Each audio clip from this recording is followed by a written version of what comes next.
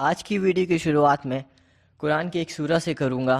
कुरान में साफ अल्फाजों में लिखा हुआ है, सूरह माइदा सूरह नंबर 5 आयत नंबर 32 कि जिस इंसान ने किसी मासूम इंसान का कत्ल किया तो उसने गोया सारी इंसानियत का कत्ल किया, और जिस इंसान ने किसी मासूम इंसान की जान बचाई तो गोया उसने सारी इंसानियत की जान बचाई। मैं आपको साफ अल्फाजों में बताना चाहता हूँ कि इस्लाम में किसी भी मासूम का कत्ल करना, किसी भी मासूम का खून बहाना सरासर हराम है, नाजायज़ है। अब हम आते हैं अपने मेन मुद्दे पे।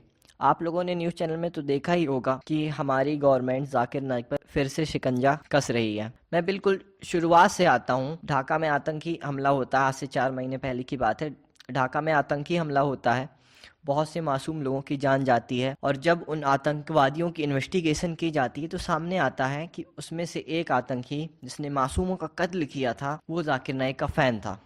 बस इतना हमारे सामने आया कि हमारी इंडियन मीडिया ने अपना काम शुरू कर दिया। वो आरोप लगाना तो छोड़ो, डॉक्टर जाकिर नाइक पे डायरेक्ट हेडलाइंस बना के ये न्यूज़ चला रही कि डॉक्टर जाकिर नाइक आतंकवादी है, वो आतंकवाद को प्रमोट करता है, वो आतंकवाद का समर्थक है, वो लोगों का खून बहाना उसके सपोर्ट में है।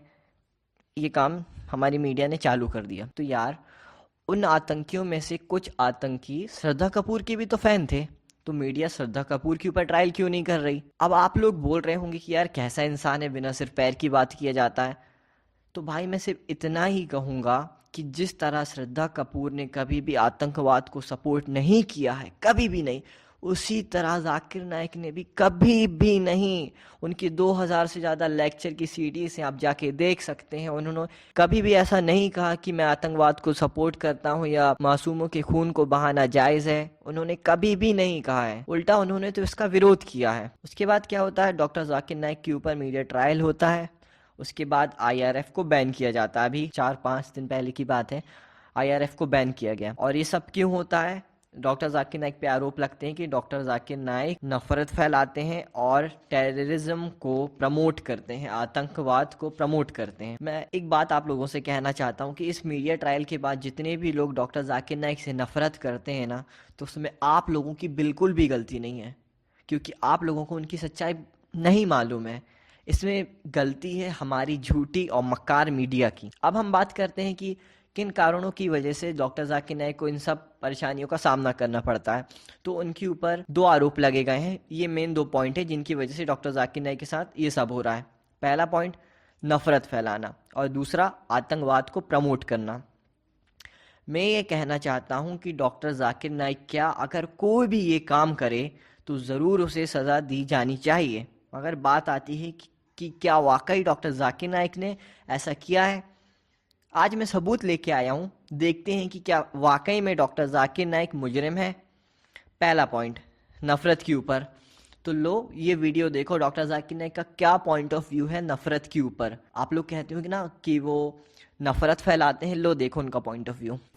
इस देश को, हमारा मुल्क भारत, इस भारत को अंग्रेजों ने इस भारत पे हुकूमत किया 60 साल पहले, और कई सालों तक अंग्रेजों ने इस भारत पे हुकूमत किया। आए थे तिजारत करने के लिए, लेकिन उनकी एक पॉलिसी थी डिवाइड एंड रूल, बंटवारा करो और हुकूमत करो। इसके जरिए हमारे देश भारत पे हुकूमत किया, बर्बाद कर दिया हमारे देश को, लूट लिया हमारे देश को। ये अंग्रेजों ने आए थे तिजारत करने के लिए, लेकिन लूट लिया हमारे देश को। और हमारे तहजीब, हमारे भारत देश की तहजीब को खराब किया। हिंदू मुस्लिम में झगड़े लगाओ और देश को लूटो, देश पे राज करो। ये हिंदू रिफॉर्मर्स जैसे राजा राम मोहन रॉय, जस्टिस राणा डे, स्वामी दयानंद सरस्वती, स्वामी विवेकानंदा, ये लोग कोशिश किए कि हमारे तहजीब को फिर से सही करें। उन्होंने कहा, ये हिंदू रिफॉर्मर्स ने, भगवान एक है, किधर लिखा है? मैं कहा, मैंने तहकीक की, छंदोग्य उपनिषद पाठ नंबर 6 भाग नंबर 2 मंत्र नंबर 1, एकम एविदित्यम, भगवान एक है, दूसरा नहीं। एक आर्टिकल आया था 2 साल पहले, दिसंबर के महीने में 2003 में। जापान कहती है कि अगले 20 साल में ये देश भारत इंडिया सुपर पावर बनेगा। जो देश जो सबसे आगे जाएगा वो है Bharat, India, in terms of power, in terms of wealth, in terms of economic. माली हालत से सबसे ऊंचा होगा हिंदुस्तान, साइंस की हालत से हिंदुस्तान, ताकत की हालत से हिंदुस्तान। हम जानते हैं अंग्रेज आने के पहले हिंदुस्तान सारे दुनिया में सबसे अव्वल था। ताकती लिहाज से, माली लिहाज से अंग्रेज आए, लूट लिया हमारे देश को। मेरी दरखास्त है मेरे हिंदू भाइयों से, मेरे मुसलमान भाइयों से, मेरे पॉलिटिशियन भाइयों से कि आप अपनी मजहबी किताबों का मुताला कीजिए और कम से कम जो यकसानियत है हिंदू धर्म और मजहब इस्लाम में, कम से कम उस यकसानियत पर अमल करो, साथ में रहो और इस देश की तरक्की होने दो। इंशाअल्लाह, इंशाअल्लाह वेरी सून, बहुत जल्दी हमारा देश सबसे आगे होगा, अमेरिका के आगे, यूरोप के आगे, इंशाअल्लाह। अगर आपको लगता है हिंदू और मुस्लिम को करीब लाकर, इन दोनों के बीच सौहार्द बढ़ाकर, इन दोनों के बीच प्यार बढ़ाकर इनको हमारे देश के विकास में लगाया जाए जिससे हमारा देश प्रगति करे, और आप लोग इस चीज़ को नफ़रत कहते हैं, तो हाँ, मैं भी नफ़रत करता हूँ और मैं नफ़रत करना चाहता हूँ, नफ़रत फैलाना चाहता हूँ। अब हम आते हैं अपने दूसरे पॉइंट में, आतंकवाद के मसले में। तो यार देखो, ये मुद्दा बहुत सेंसिटिव है। जिस घटना की वजह से ये सब हो रहा, हम डायरेक्ट उसी में आते हैं, ढाका वाला हमला। तो डॉक्टर जाकिर नाइक ने आज तक के साथ जो इंटरव्यू हुआ था उसमें साफ अल्फाजों में बोल दिया कि मैं आतंकवाद जितने भी हुए उन सबको कंडम करता हूँ। डॉक्टर जाकिर नाइक ने जितने भी आतंकवादी हमले इस दुनिया में हुए हैं, चाहे वो 9/11 हो, चाहे वो लंदन हो, चाहे वो पेरिस का हमला हो, या जितने भी हमले हों, उन सब का खुलकर विरोध किया है। अगर आपको मेरी बात में यकीन नहीं हो रहा है तो लीजिए डॉक्टर जाकिर नाइक से खुद सुनिए कि उनका आतंकवाद के ऊपर क्या कहना है। मेरे 2000 से ज्यादा पब्लिक लेक्चर है, मैं 20 साल से ज्यादा लेक्चर दे रहा हूं। इसमें मैं हजारों बार कह चुका हूं अनइक्विवोकली, अनएम्बिगुअसली, साफ अल्फाजों में कि एक भी बेगुनाह का कत्ल करना इस्लाम में हराम है। और कुरान की आयत है सूरह माइदा की सूरह नंबर 5 आयत नंबर 32 में कि अगर कोई भी इंसान एक दूसरे बेगुनाह इंसान का कत्ल करता है, चाहे मुस्लिम या गैर मुस्लिम हो, वो गोया कि ऐसे है कि सारे इंसानियत का कत्ल कर रहा है। और अगर कोई भी एक बेगुनाह को बचाता है तो वो सारे इंसानियत को बचाता है। तो मैं कैसे कह सकता हूं, ये मीडिया जो दिखा रही है अक्सर मेजॉरिटी टाइम पे वो आउट ऑफ कॉन्टेक्स्ट है, बहुत से बार हाफ स्टेटमेंट है और कुछ बार डॉक्टर्ड है, डॉक्टर्ड क्लिप यूट्यूब से उठा रहे।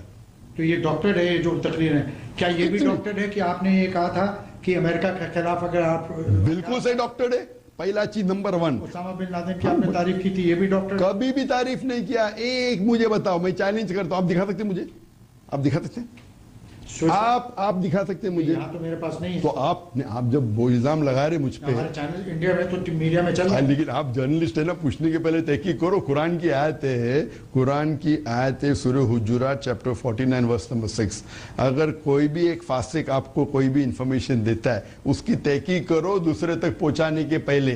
तो ये कहना बिना तहकीक करके इस्लाम में गुनाह है। तो बुनियादी हक है। मैं इल्जाम नहीं लगा रहा हूं, मैं आपसे सवाल पूछ रहा हूं। अभी आप सवाल पूछे, पहले इल्जाम लगा रहे थे। सुना आपने? अब समझ में आया कि क्या सच है और क्या हमारी मीडिया बताती है। तो यार बस मैं इतना ही कहना चाहूँगा आप लोगों से कि आप लोगों के पास इतना अच्छा प्लेटफॉर्म है यूट्यूब, आप लोगों के पास सोशल मीडिया है, आप लोग खुद उस बात पे इन्वेस्टिगेशन कर सकते हैं।